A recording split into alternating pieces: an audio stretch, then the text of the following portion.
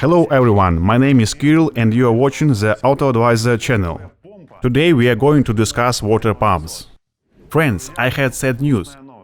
Most viewers watch our videos without a subscription. So if the button right under your video is red, punch it so that it becomes gray. And don't forget about this bell.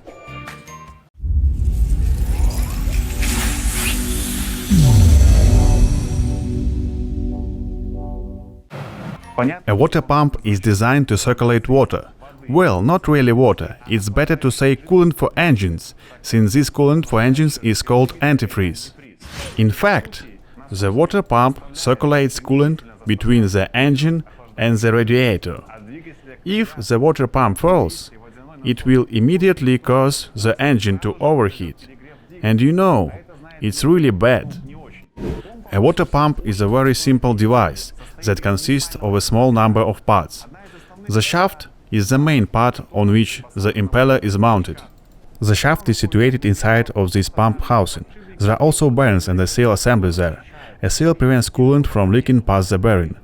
The water pump is driven by the timing belt and rotates along with the valve train.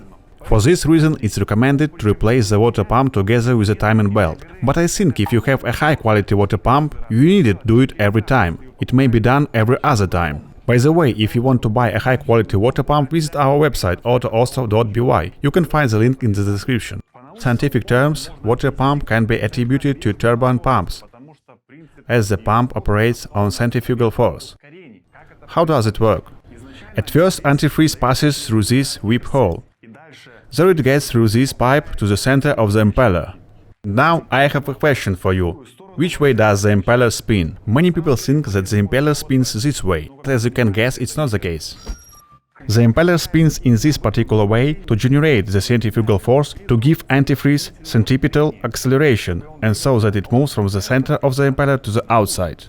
So let's say it once again. Antifreeze passes through this whip hole, then through this pipe, it goes to the center of this impeller that spins like this and sort of sprinkles antifreeze to the sides.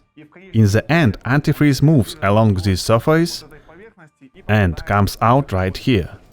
And now you may wonder why it's necessary to replace the water pump. What can break here? It's made of metal. I also tried to understand. It's simple. The main reason for failure is seal wear. The seal is located between the impeller and bearings. We can't see the seal as it's sort of inside of the pump housing. When the seal fails, antifreeze starts to leak past bearings. It washes away lubrication and bearings get out of order that can cause pump jamming. As far as I know, some people still try to change the seal and then to put the water pump back. Other parts can't break.